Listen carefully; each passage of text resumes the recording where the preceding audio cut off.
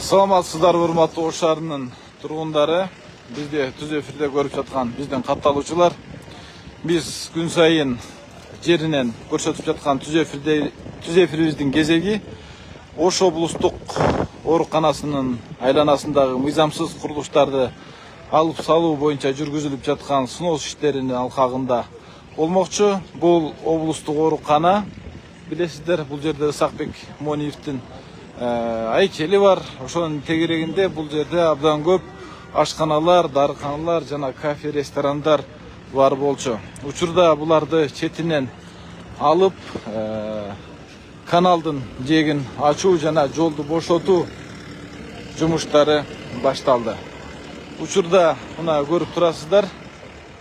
Бул жерде тиешелүү кызмат аймактык башкармалыктын башчысы, муниципалдык менчик башкармалыгынын башчысынын орун басары жана тиешелүү кызматтар бул жерде жумуш жүргүзүп жатышат.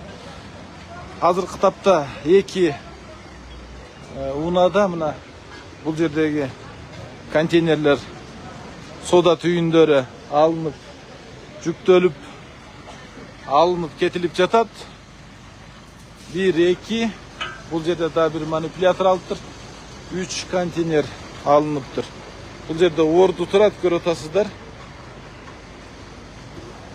Негизинен шаарда көп мындай сыноос иштери масштабтуу түрдө жүрүп атат. Ал негизинен мыйзамсыз жана кызылсыздыкка чыгып кеткен туура эмес курулуштарды жүргүзгөн аймактарда канал же болбосо суу корук зонасына салынып калган, дарыялардын жээгине салынып калган курулуштарды алып салуу иштери активдүү жүрүп жатат. Анын бири мына бул облустук оорукананын кайсы канал эле? Кайсы канал эле бул? Увамбы? Увам каналынын жээгинде жайгашкан. Бул жерде да корук зонасы сакталыш керек болгон, бирок корук зонасы сакталбастан канча жылдардан бери ушул мыйзамсыз курулуштар, мыйзамсыз соода түйүндөрү бул жерде иштеп келген. Өзүңүздөргө белгилүү болгондой, Мониев көчөсүндө унаа тыгыны абдан көп жана дайыма шаардын негизги маселеси болуп келген. Ага байланыштуу бүгүн дагы таң эрте Ош шаарынын мэри Жеңишбек Шерматович тиешелүү кызматтар менен рейдтик кыдыруу жүргүзүп, анда облустук оорукананын айланасын иретке келтирүү боюнча коюлган тапшырманы тез аранын ичинде аткаруу тапшырмасын койгон. Ага ылайык учурда жумуш жүрүп жатат. Мына көрүп атасыздар, соода түйүндөрү атайын унаалар менен жүктөлүп, ташылып, алынып кетип жатат. Негизги унаа тыгындарын жараткан жагдайлардын бири бул соода түйүндөрүнө токтоп, бул жерге унааларын коюп койгон жашоочулар, шаар тургундары болсо, экинчиси дагы бир жагдай, мына көрүп атасыздар. Абдан эле мында таксиздер попутчик деп коебуз. Түз каттамда эмес, дайыма мындай өзүнүн багыты боюнча баратып, жүргүнчүлөрдү ташыган такси кызматтарында могул жерге туруп алгандыгы абдан бир пробканы дагы бир пайда кылган жагдай катары айтсак болот. Бул жердеги облустук оорукананын тегерегинде соода кылган соодагерлерге буга чейин толук эскертүүлөр берилген. Көчүп бошотуп алгыла деп коюлуп турганын себеби убактылуу мөөнөт берилип, орозо айы болуп калган. Ошол себептүү орозо чыксын, андан кийин бузабыз деген эскертүүлөр алдын ала берилип, азыр убак сааты эми чыгып, бузулуп баштады. Мына бул жерде көрүп атасыздар. Атайын техникалар, УМС'нин техникалары келип иштеп жатышат. Бардык менчик ээлерине, менчик дегенде жердин менчиги эмес, ушул дүкөндөргө, тамактануучу жайларга, ээлик кылгандарга эскертүүлөр берилип, азыр орундуктары бошотулуп атат. Бул жерде аптека бар экен.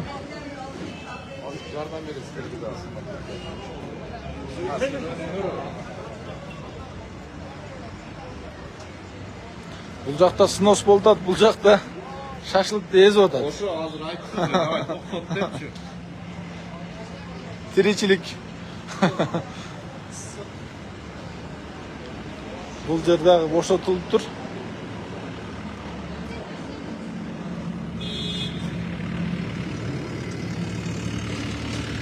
Бұл тарап қатарынан бүт бары бошотылып, бұл жер ачылады. Каналдың қорық зонасына біріншіден құрылып қалған, екіншіден бірінің дағы документі жоқ, мыйзамсыз иштеп келишкен. Ошондуктан эскертүүлөр берилип, оросо айына туш келип калгандыктан токтотулуп турган, азыр бузулуп, элердин эскертүү берилип, көчүрүлүп, сунуш иштери башталды. Контейнерлерди акырындан бир-бирден бошотконун улам жүктөп алып кетип жатат. Көпчүлүктө суроо бар, эми ушул арканын эле оорукананын кире бериши эле бузулуп токтоп калабы, калган жагы эмне болот, ичкерки тарабы эмне болот деген дагы маселелер бар. Ичкерки тарабы дагы бүт бошотулат. Ортоңку негизги дарбаза бар, билесиздер. Бул биринчи кире бериш дарбаза. Андан кийин ичкерде оорукананын дагы бир дарбазасы бар. Бул жол, бул жагында парковка, мына токтотуучу жай. Бир дагы облустук ооруканага тиешеси жок. Облустук оорукана мына өзүнүн забору турат, ошондон ары гана ээлик кылат. Бул жагынан бир дагы ижара акысы да албайт, пайда да көрбөйт. Бирок ооруканага келген жарандарга ыңгайсыздыкты жаратып, булардын маселеси катары эл маселени чечпейт деп айтып келишет. Кафелердин баары алынат. Азизбек Токторов мына ошол жака баратам. Суроо көпчүлүктө ушул суроодо. Кире берген тарап эле бузулуп калып, анан ичкирки тарабы кандай болуп калат деген суроо. Мына Эмилбек Умаралиев да берип атат. Жакшы иш, аркы жактагы оорукананын аймагында жайгашкан соода түйүндөрдү да алып салуу керек дейт. Алып салынат. Бүт баарына эскертүү берилип, булар даяр. Буга чейин эскертүү иретинде тиешелүү кызматтар келип эскертүүлөрдү берген. Андан сырткары эскертүү катары мына имараттарынын көрүп атасыздар, башкы тараптарын атайын эскертүү иретинде бузуп кеткен. Мына Евролаб деген лабораториянын чети бузулуп турат, мына бул жерде.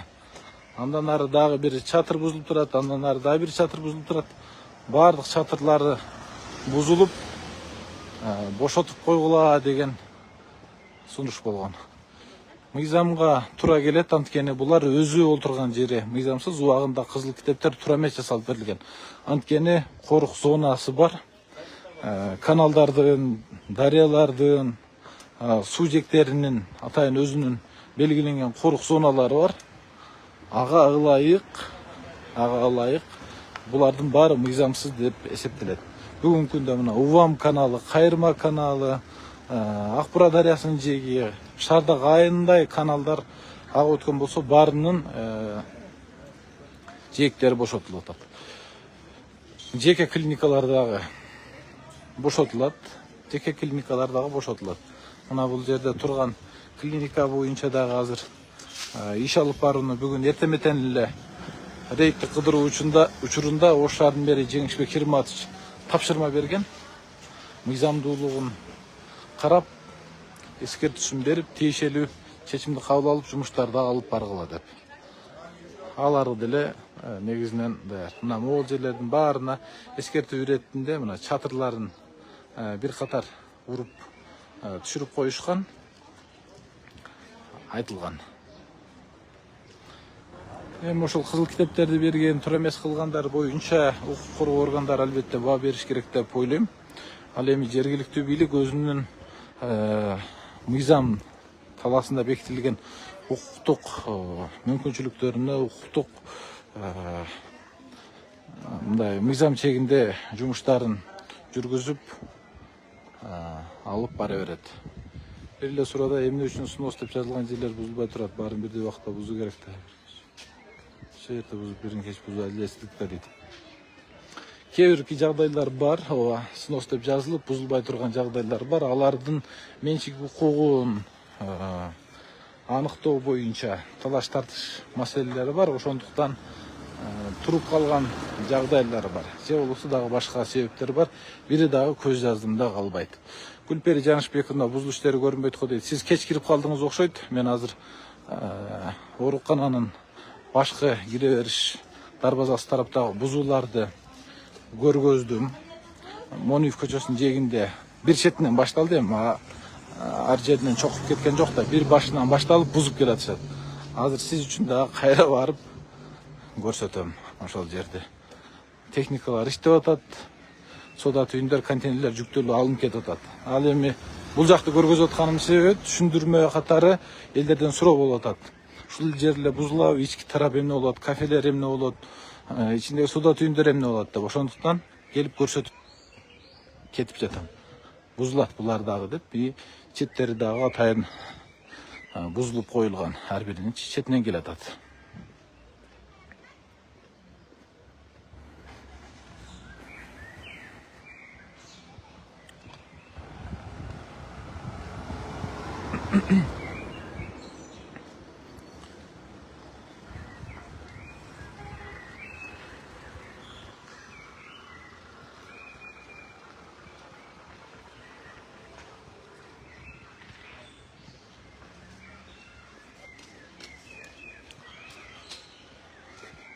Эми баарын бир учурда, бир убакытта жасап салуу негизи мүмкүн эмес. Анысы да мына Ош шаарынын мэриясы дээрлик 3 жылда боло турган ишти, мындайча айтканда 3 айдын аралыгында жасап койду да. Бир топ көчөлөр кандай өзгөрдү, кандай курулуштар болду, кандай жолдор ачылып атат, кандай снос иштери болуп атат.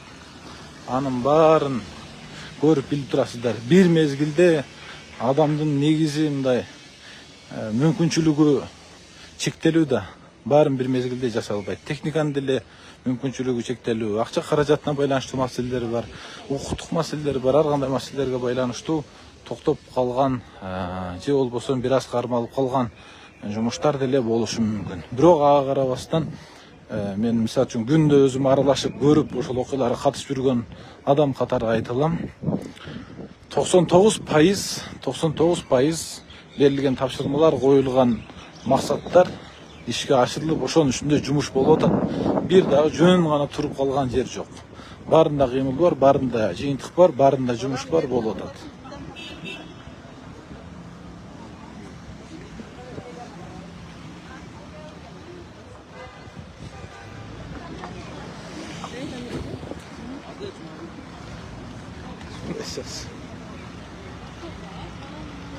Мына могул жерлер бузулуп атат. Алма.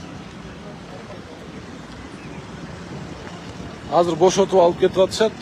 Бошогонун улам жүктөп алып кетип атат. Азыр мен көргөздүм, бул жерде 2 манипулятор алып кетти жүктөп.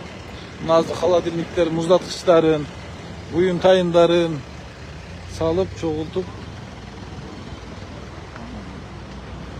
бошотуп берип атышат орундуктарын. Бошогон орундуктарын муниципалдык менчик башкармалыгы атайын техникалар менен жүктөп, манипуляторлор менен алып кетип жатат. Мына могул жерден азыр 3 контейнер алынып салынды. Ал эми кийинки контейнердин ээлери мына бошотуп атышат.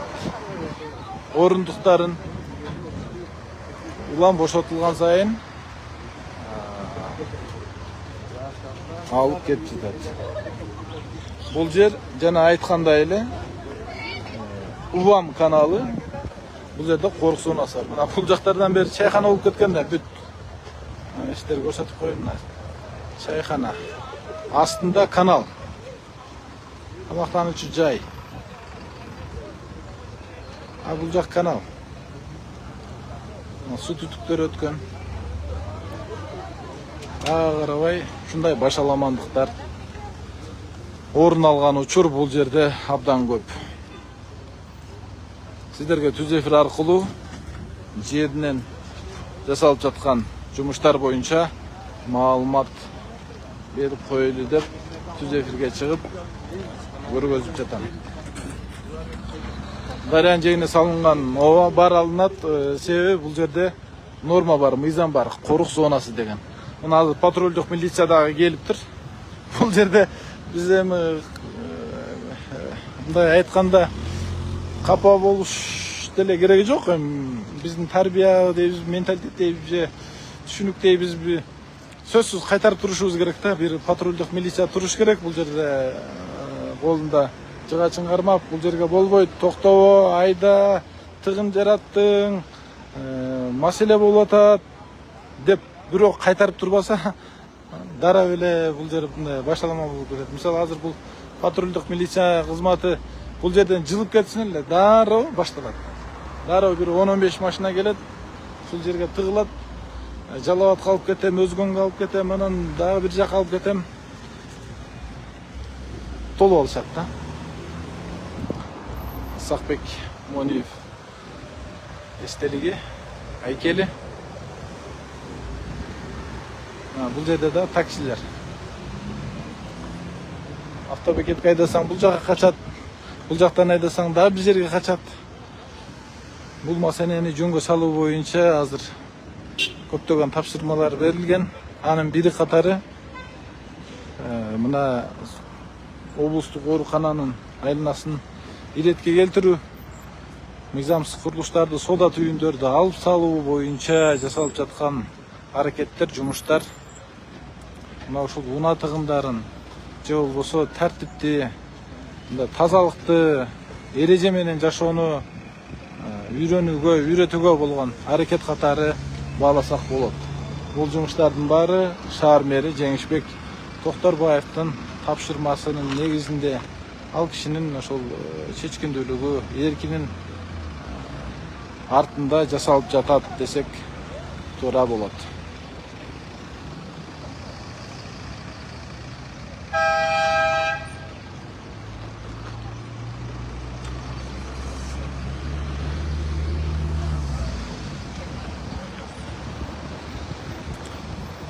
Оңдолот, баары оңдолот. Шаар ичиндеги жолдордун баары оңдолуп атат, оңдолот. Бул жолдор да оңдолот. Урматтуу биздин катталуучулар, анда мен түз эфирди ушул жерден жыйынтыктайын. Өзүңүздөр көрдүңүздөр, суроолор берилди. Билген маалыматтар менен сиздер менен бөлүштүм, жооп бердим. Шаарыбызда иретке келтирүү, көрктөндүрүү, инфраструктурасын жакшыртуу боюнча жасалып жаткан аракеттер, жумуштар мындан ары дагы уланат, токтобойт.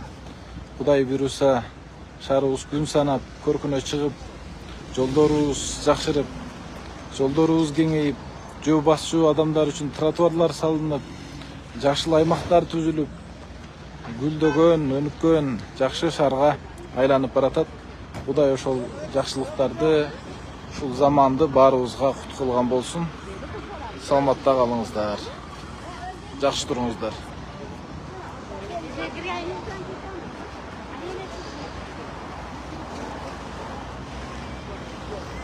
Сакбек Мониев көчөсү, бул жакта облустук оорукана. Облустук оорукананын кире беришиндеги мыйзамсыз курулуштарды алып салуу иштери учурда дагы деле уланып жатат. Бул жердеги жеке менчик ээлери суранышкан, өзүбүз четинен бузуп бошотуп беребиз деп азыр кайрадан бүт бошотулган имараттарды, соода түйүндөрүн бузуп алып салууга көмөк көрсөтүү боюнча муниципалдык менчик башкармалыгы, аймактык башкармалык келип бул жерде жумуштарды алып барып жатышат.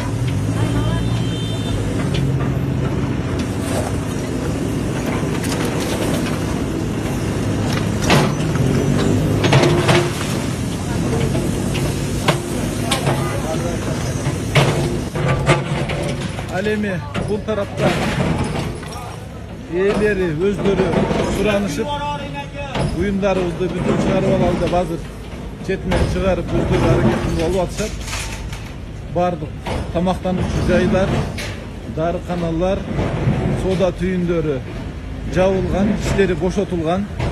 Учурда снос иштери бул жерде тиешелүү кызматтар тарабынан дагы, жеке адамдар тарабынан дагы жүргүзүлүп жатат.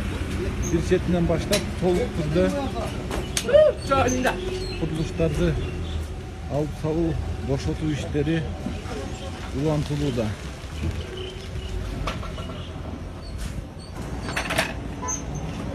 Бул жердеги курулуштар Улам каналынын жээгинде жайгашкан.